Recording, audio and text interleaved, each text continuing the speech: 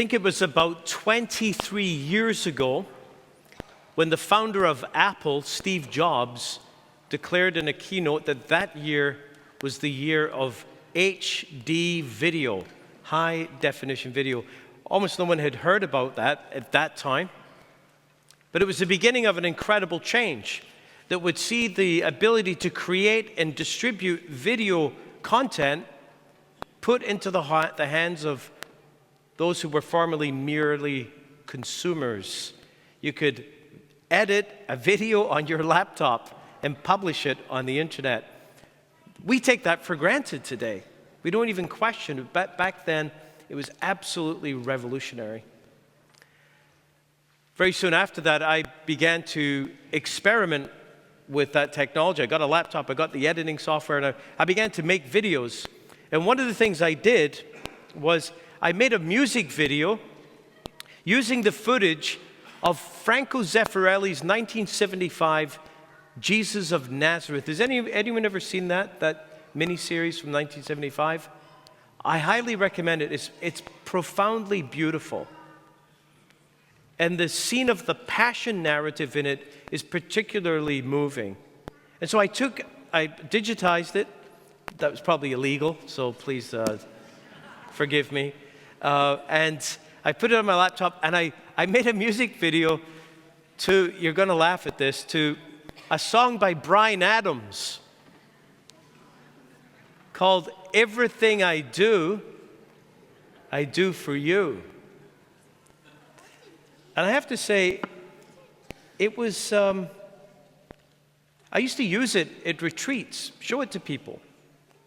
And it was quite well received. It was quite beautiful, actually.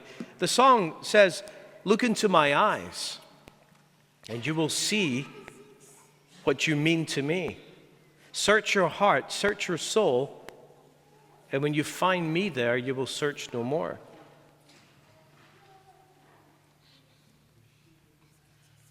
It says, take my life, I would give it all, I would sacrifice. It's a love song, obviously, but that's the point. You see, what we just heard in this passion narrative is a love story. What we're going to celebrate next week is a love story, a story of God's love for us. Back in, I think it was 2012, when I was at my last parish, I made what may have been a foolish and unwise decision to show that video, that music video that I made, on Easter Sunday at the end of my homily.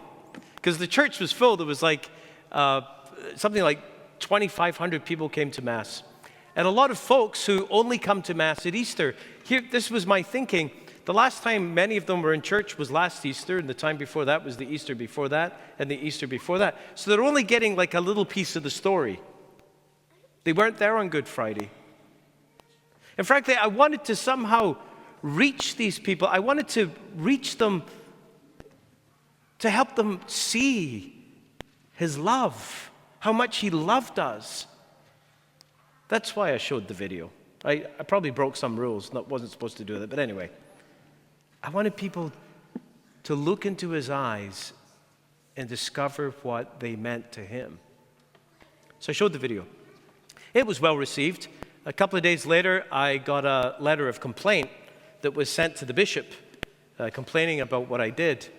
And what struck me about the letter is that the person who wrote the letter was offended that I showed a video of graphic violence. It wasn't really graphic, but anyway, I showed a violent video when family were present. And that was the primary focus of the letter. And I was stunned because, for me, this is the point of what I'm saying here. When I watched that, I saw love. I saw love. I was overwhelmed by love for what He did for me, because it's that personal. St. Paul said this about following Jesus. He said, I live a life of faith in the Son of God who loved me and gave Himself for me. He loved me and gave Himself for me. It's that personal, and it's a story of love. And brothers and sisters, that's what this coming week is about. If we can discover anything through our participation in the Holy Week liturgies, whether that's the Chrism Mass, on Tuesday afternoon, Tuesday at noon, the bishop has invited everyone to come. We have Holy Thursday, Mass of the Lord's Supper at 7 p.m. On Good Friday, this sacred holy day. It's not just a holiday, it's a holy day. We're called to enter into that day with prayer and fasting. We have a children's liturgy at 11 o'clock, the solemn liturgy at 3 o'clock all over the world at 3 o'clock, and Stations of the Cross at 7 p.m. And then the Vigil Mass, the great Vigil Mass on Holy Saturday night. We're baptizing 2 people. I think one, where's Kyle? I saw you. There he is. Kyle's going to get baptized. Let's give him a show of our support.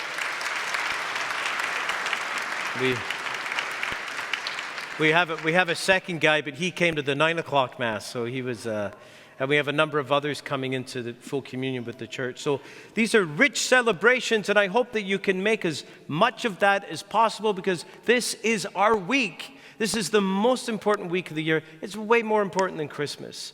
This is the heart of our faith. A week in which the Lord invites each of us to look into His eyes and see how much we mean to Him. I can't believe I'm quoting Bryan Adams, but anyway. And that everything He did it for us.